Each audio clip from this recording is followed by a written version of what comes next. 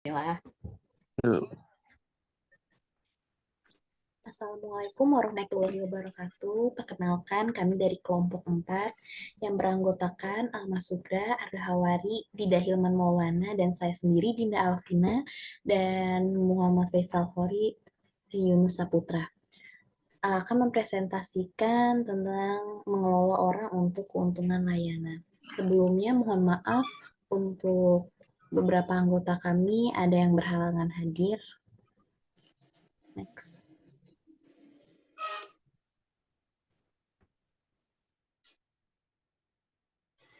Topik outline. Di sini ada service employees are really important factor contributing to difficult of frontline work. Lalu ada cycle of failure, medical tree, and success. Lalu ada human resource management, how to get it right. Lalu ada service leadership and culture. Next. Service employees are really important. Pentingnya karyawan layanan. Next. Personil layanan adalah sumber loyalitas pelanggan dan keunggulan kompetitif. Perspektif perusahaan, garis depan merupakan sumber penting dari diferensiasi dan keunggulan kompetitif. Yang pertama itu ada bagian inti dari produk, lalu yang kedua ada perusahaan jasa, dan yang terakhir ada merek. Perspektif pelanggan adalah pertemuan staf layanan adalah aspek terpenting dari suatu layanan. Frontline adalah pendorong penting loyalitas pelanggan. Yang pertama itu ada mengantisipasi kebutuhan pelanggan, lalu kedua menyesuaikan pengiriman layanan, ketiga membangun hubungan yang dipersonalisasi. Next. Garis depan dalam layanan kontak rendah. Banyak transaksi rutin sekarang yang dilakukan tanpa melibatkan staf garis depan. Seperti yang pertama ATM atau mesin anjungan tunai mandiri. Lalu yang kedua ada sistem e-VR, respon suara interaktif. Lalu yang ketiga ada situs web untuk pemesanan atau pembayaran. Meskipun teknologi dan antarmuka self-service menjadi mesin utama untuk pengiriman layanan, karyawan garis depan tetap sangat penting. Momen kebenaran itu mendorong persepsi pelanggan tentang perusahaan layanan. Next.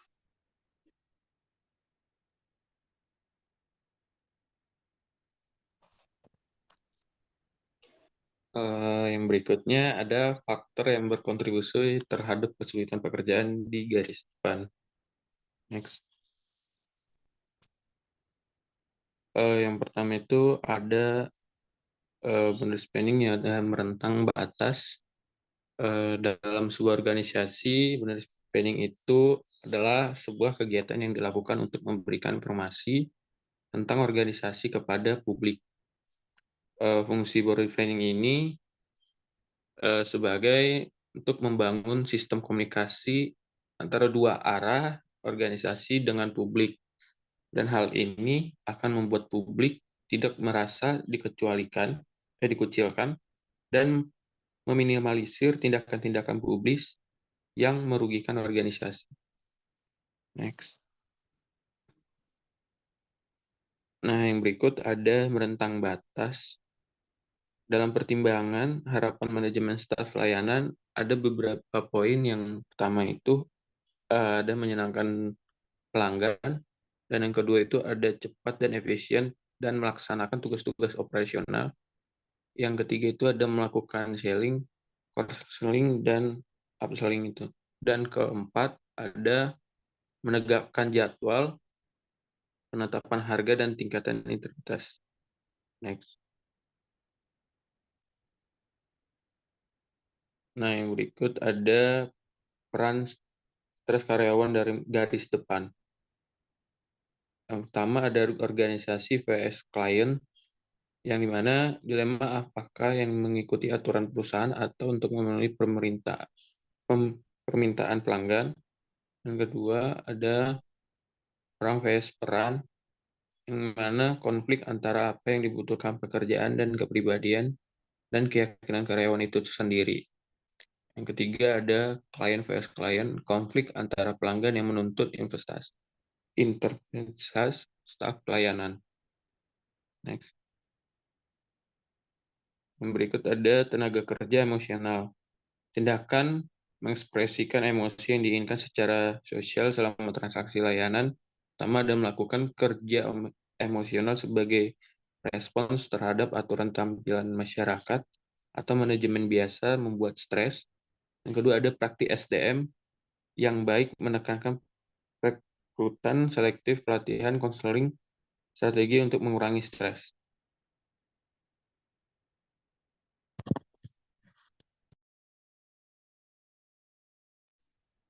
Ya, kemudian dilanjutkan ke manajemen sumber daya manusia. Jadi bagaimana cara mendapatkan SDM yang benar.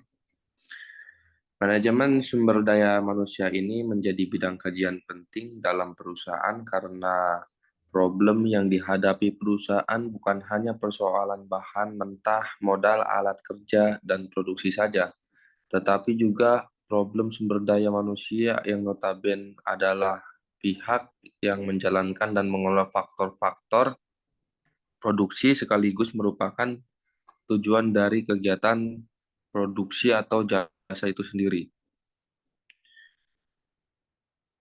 Ya, kemudian requirement. Yang pertama, orang yang tepat adalah aset yang paling penting untuk perusahaan mengambil pendekatan terfokus pemasaran seperti untuk perekrutan. Yang kedua, klarifikasi apa yang harus dikerjakan versus apa yang dapat diajarkan. Yang ketiga, memperjelas sifat lingkungan kerja, nilai perusahaan dan gaya selain spesifikasi pekerja. Yang keempat, pastikan kandidat memiliki atau dapat memperoleh kualifikasi yang diperlukan. Kemudian cara mengelola orang untuk layanan advantage. Yang pertama, kinerja staf melibatkan kemampuan dan motivasi. Kemudian bagaimana kita bisa mendapatkan pelayanan karyawan yang termotivasi untuk memberikan keunggulan layanan secara produktif. Kemudian pekerjaan yang tepat, memberikan pekerjaan yang tepat. Kemudian memotivasi dan memberikan energi kepada orang lain. Dan grup agen yang selalu aktif berbagi cara penjualan agar banyak pelanggan.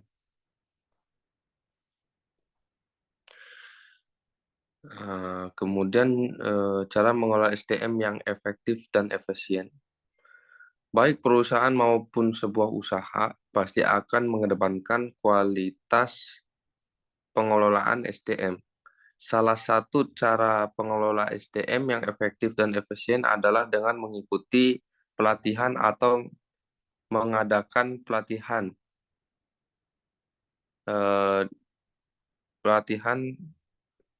setiap bulan. Yang pertama bisa meningkatkan keterampilan, meningkatkan profesionalisme, meningkatkan solidaritas tim, dan meningkatkan kualitas kerja.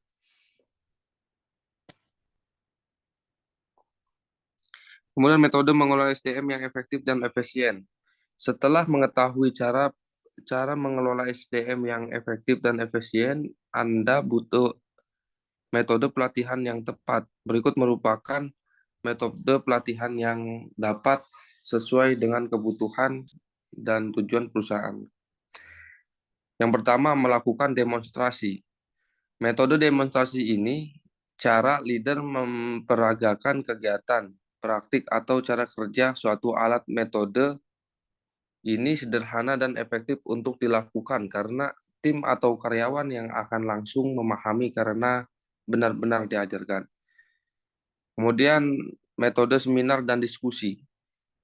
Jadi mengadakan seminar dan diakhiri dengan sisi tanya jawab, membuat karyawan akan diberikan penjelasan secara teori agar mendapatkan ilmu yang diperlukan. Metode ini bertujuan agar karyawan mampu memecahkan masalah secara efektif. Metode pelatihan yang dapat dilakukan adalah dengan outbound. Outbound dapat digunakan untuk meningkatkan kualitas SDM sekaligus membangun solidaritas tim. Mereka akan belajar bagaimana memecahkan masalah dengan tepat dan juga dapat meningkatkan loyalitas tim melalui interaksi. Baik. Selanjutnya ada kepemimpinan, layanan, dan budaya. Di sini kepemimpinan layanan merupakan gaya kepemimpinan yang mengedepankan untuk melayani pihak lain. Untuk budaya merupakan cara hidup yang berkembang dan dimiliki oleh seseorang atau sekelompok orang dan diwariskan dari generasi ke generasi, namun tidak turun-menurun. Ini untuk kepemimpinan karismatik transformasional. Yang pertama ada rasa percaya diri yang tinggi.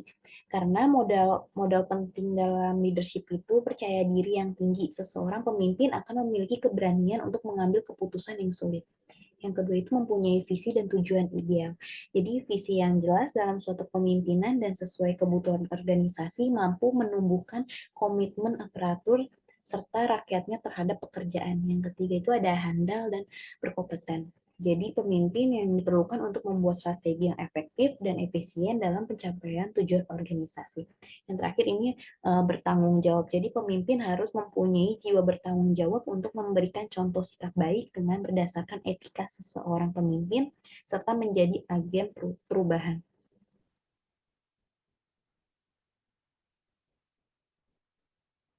Ini untuk budaya pelayanannya merupakan sebuah pola pikir pelayanan dalam organisasi yang berfokus pada produk dan pelayanan yang kemudian mendefinisikan sebagai organisasi belajar dan mengembangkan dari perspektif karyawan dan pelanggan. Di sini ada kunci menciptakan budaya layanan pelanggan. Yang pertama itu pentingnya umpan balik. Jadi umpan balik ini bisa memberikan informasi mengenai kemajuan dan tingkat pemahaman. Yang kedua ada kebijakan yang ramah pelanggan agar pelanggan kita merasa nyaman juga dengan pelayanan suatu toko atau perusahaan, juga agar pelanggan tidak merasa tersinggung. Yang ketiga ini memberikan reward atau prestasi yang dicapai karyawan. Jadi karyawan yang berprestasi ini perlu diberikan reward agar lebih bersemangat dalam bekerja, karena reward ini adalah penghargaan dari perusahaan berupa gaji, tunjangan, bonus, dan lain-lain. Dan terakhir ada media komunikasi dengan pelanggan. Jadi komunikasi ini yang kuat dengan pelanggan juga dapat memudahkan perusahaan dalam mempromosikan brand di masa depan.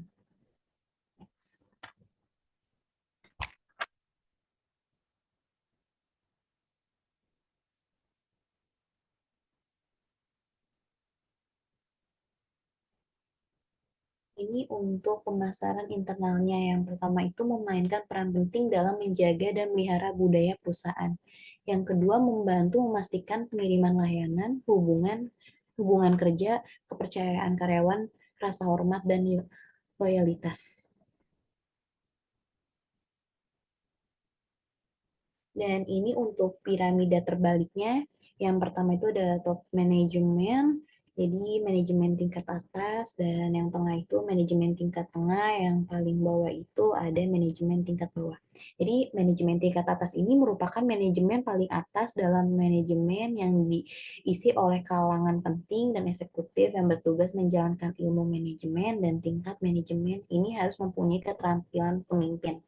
Dan manajemen tingkat tengah ini bertugas sebagai penghubung antara manajemen tingkat atas dan manajemen tingkat bawah, khususnya koordinasi dan penyampaian pesan. Dan untuk manajemen tingkat bawah yang berada di dalam manajemen tingkat bawah ini perlu memiliki keterampilan teknis dalam memimpin dan mengawasi tenaga operasional manajemen tingkat bawah. Jadi menjalin kontak atau hubungan langsung dengan tenaga operasional. Dan sebelahnya itu ada piramida yang terbalik juga dengan pelanggan atau fokus garis depan. Jadi yang atas itu basis pelanggan bertemu dengan pelayanan manajemen tingkat bawah, dan paling bawahnya itu manajemen tingkat tengah bertemu dengan layanan manajemen tingkat bawah.